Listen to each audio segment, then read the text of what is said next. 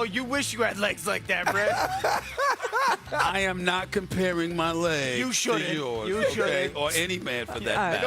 You know why he wears that, though? Because he doesn't want to pack anything. Like, he doesn't want to check a bag, so he had to fit those little bitty shorts into his carry-on. Do not check a bag. And God help him if they tell you got to pay an extra $45, $50 fee to check a bag. No, he said he'll go back home. He'll Stephen A, skip he this said time. as long as somebody else paying, he flying first class. Oh, that's right. He'll probably rewear those shorts, too. I'm gone for 23 days, and I only have a carry-on. Okay, good for you. That's impressive. Let's go to the Super Bowl, though. Let's talk about the game that we're all here for, the reason we even had to pack a bag in the first place. Again, that is Super Bowl 60 right here from Santa Clara. We're kicking things off today with that. Before the season started, no one would have predicted the Seahawks and Patriots would be playing in the Super Bowl. Seattle bet on the continued emergence of Sam Darnold, of course. Meanwhile, the Patriots turned things around in Mike Vrabel's first year as head coach behind MVP-worthy year from Drake May. This was yesterday from Stephen A.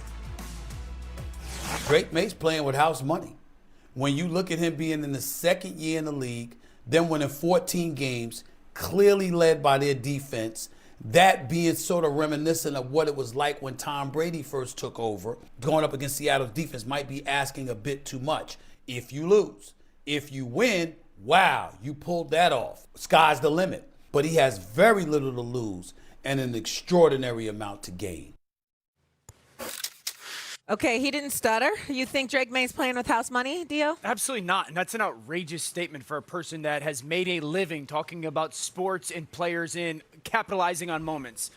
One, Dan Marino made it at 23, never got back. Jared Goff made it at 24, hasn't been back. Joe Burrow made it at 25, hasn't been back. Cam Newton made it at 26, never got back. Steve McNair made it at 26, never got back.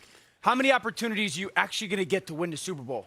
We've talked about, and I find it fascinating that people all offseason or all postseason, and fairly so, have said, well, Josh Allen, and I heard Cam Jordan talk about it yesterday, and thank God, Cam, I wasn't on the show because I was going to say some things respectfully.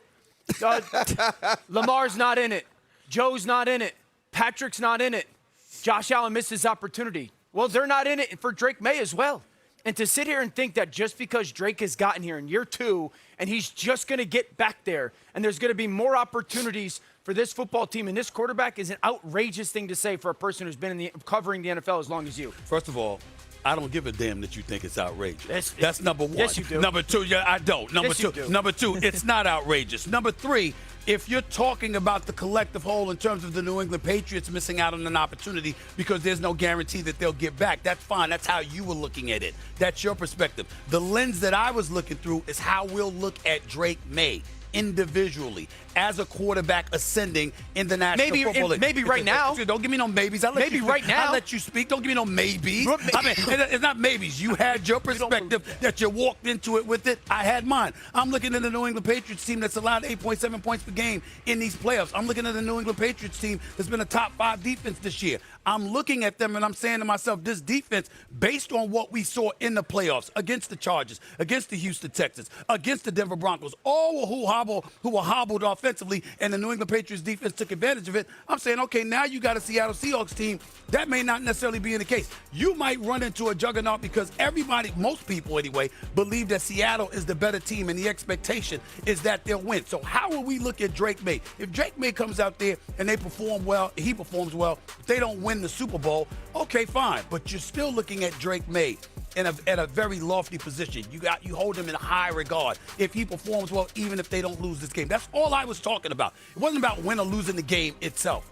It was about him. I actually used this statement when talking about Drake May last week. They just didn't make it one of the topics because I said it, not Stephen A.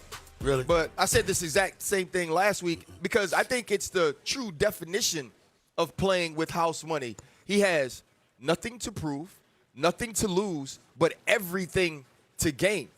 Drake May, if Drake May, I'm with you. If Drake May doesn't win this game, we don't look at Drake May in any way and say to ourselves, he can't be a great quarterback going forward. We don't look at him and say he can't provide MVP caliber play.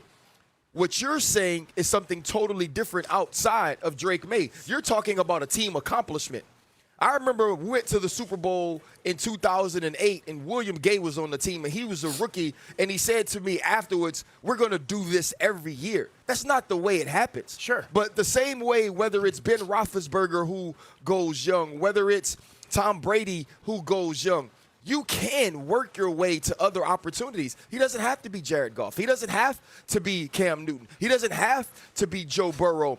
It's about what we say about him when or if he wins this game, who Drake May becomes, and what there is for him to acquire in playing this game. But as far as playing with house money, he's ahead of schedule.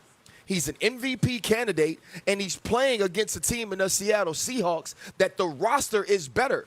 So if Drake May comes out of this as a loser, if Drake May doesn't play well, we still walk into next season speaking of him more highly than anyone he's drafted with and putting him in a conversation behind the big four in the AFC. But that's a completely different comment than playing with house money. I just rattled off all these quarterbacks that got to the Super Bowl within their first year or two in the NFL, 3 years in the NFL, and they didn't get back. And then that's always held against them. That's always we talk about Lamar Jackson and Josh Allen. It's always held against. It's held against Dan Marino. They never got back.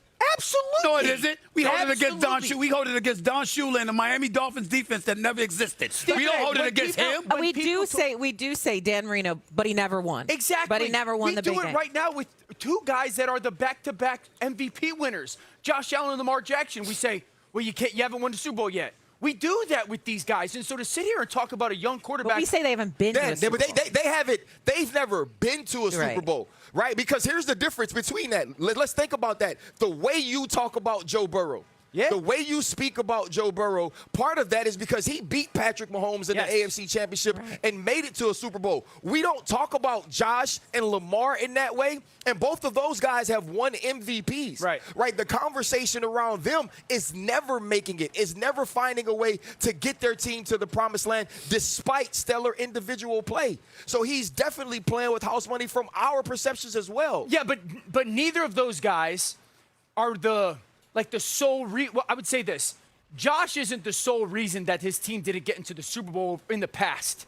Maybe this past year against Denver, yes. Yeah. Lamar had not his best performances in the playoffs in comparison to the regular season. But we have evidence for quarterbacks that have been outstanding early in their career. They get to the Super Bowl, they never get back, and it's always a conversation of, well, you didn't get it done or you didn't get back and you didn't win it. Also, the New England Patriots this year, since 1970, for a team that made the Super Bowl, it's the third easiest strength of schedule ever.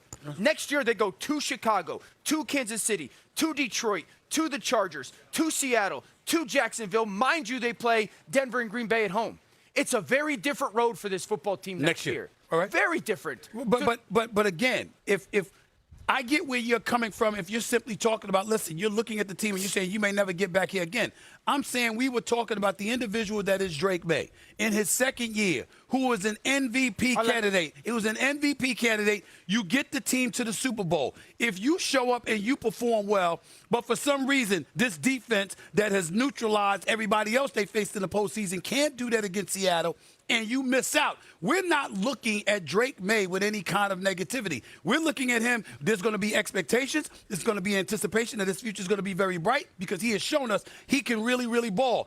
I was answering the question in that regard. I wasn't looking at it, like, you don't win the Super Bowl, you may never get back again.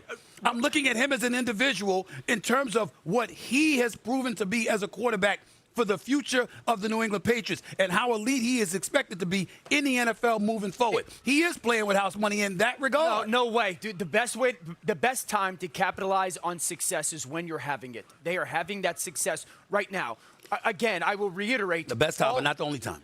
But all postseason, we have talked about the fact that the big three aren't in it. They're not going anywhere. They're going to be back in it next year. And so for a quarterback, the best opportunity in the AFC to win the Super Bowl certainly falls under that umbrella of, well, the big three weren't in it. That's a huge part of this. To sit there and think that, oh, well, Jaden Daniels went to the NFC Championship game last year, did not have a good second season for a multitude of reasons. I promise you, in August, people will say, there's a lot of pressure on Jaden Daniels in the third year of his NFL career. I guarantee people are going to say that. But that's But a the thing- different conversation. Yeah, but No, it's not. At the end of the day, it's it's an extremely But- different conversation because going into last year, we weren't talking about the pressure that was on Jaden Daniels because to us, he had proven to us he can handle the pressure. Exactly. Jaden Daniels had showed us that he can go out and play at that level. He can elevate the rest of his team. That wasn't a roster that deserves to be